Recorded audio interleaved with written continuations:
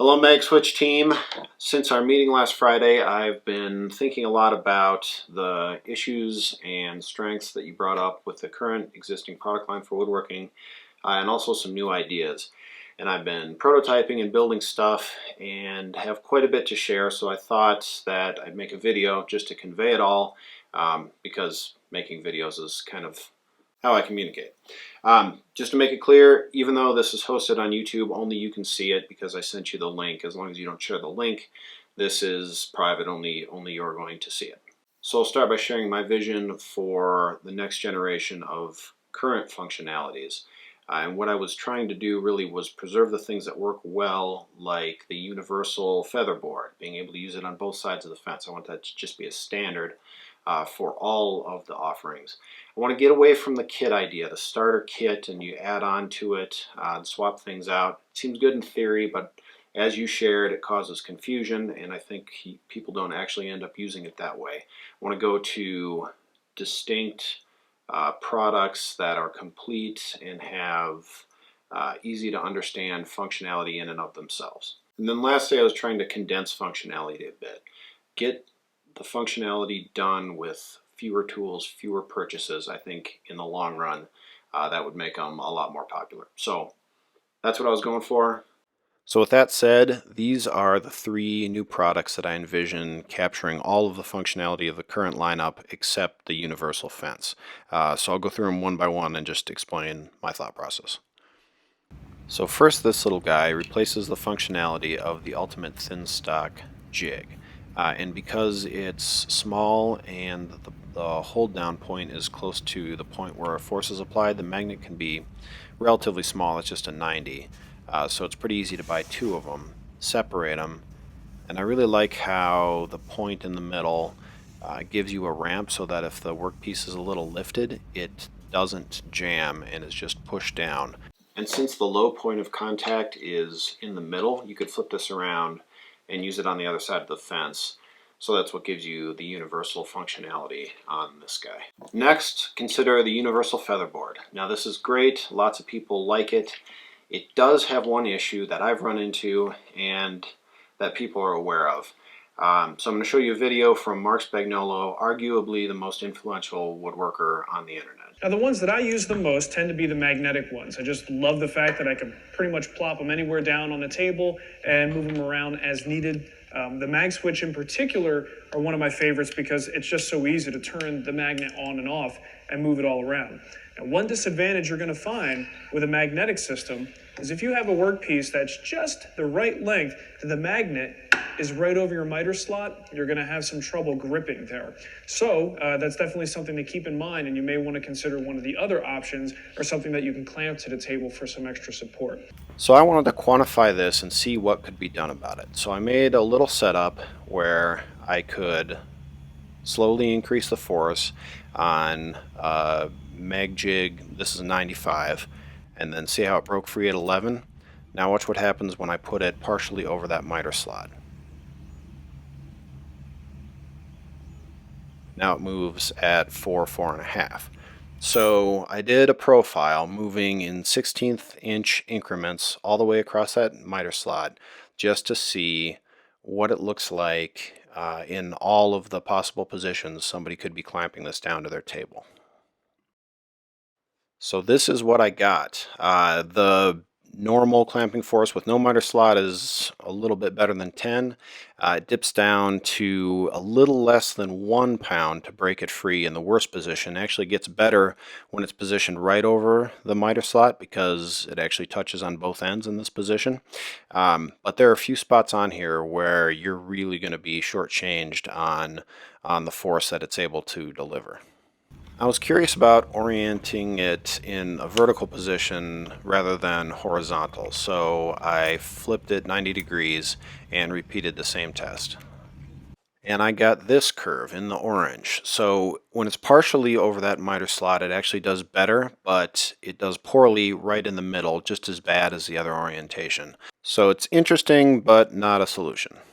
But it did make me think that maybe stepping up to the Magjig 150 would be the best of both worlds, because even in the vertical orientation it would span that miter slot, and maybe we could get good performance all the way across. So gray is the Magjig 150 in the horizontal position.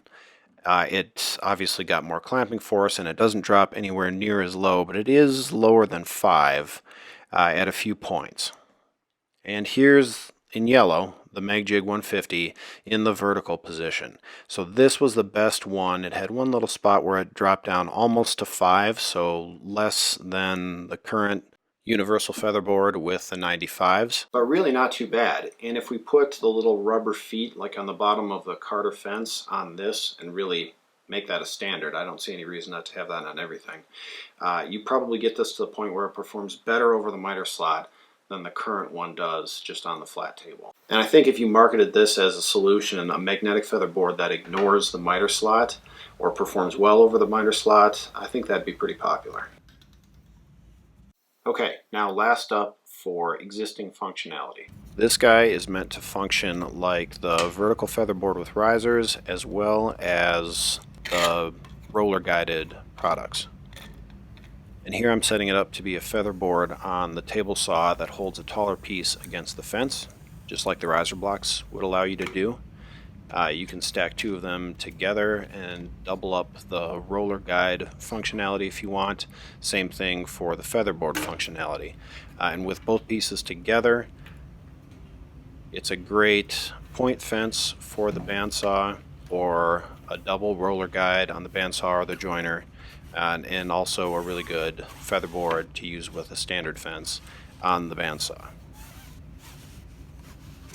I think it's worth noting that this style of tall vertical featherboard for the bandsaw has been popular lately with Guide Pro launching this very successful product that uses the T-Track to do a very similar thing.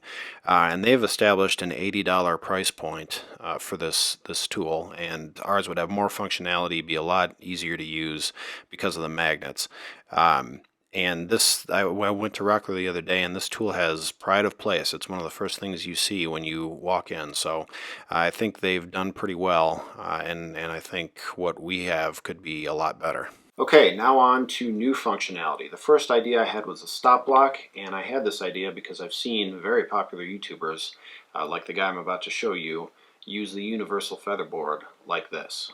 I have a stop over here at my table saw. I will reference up against that and then cut my 4 legs.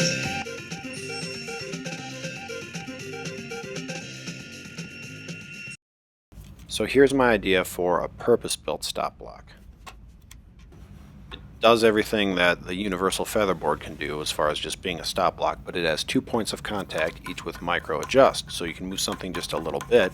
And having 2 points of contact is actually really nice because that allows you to first make a cut on the one that's extended further, and then make a second cut on the one that's recessed more, and then hog out that material between and make repeatable slots in a piece of wood.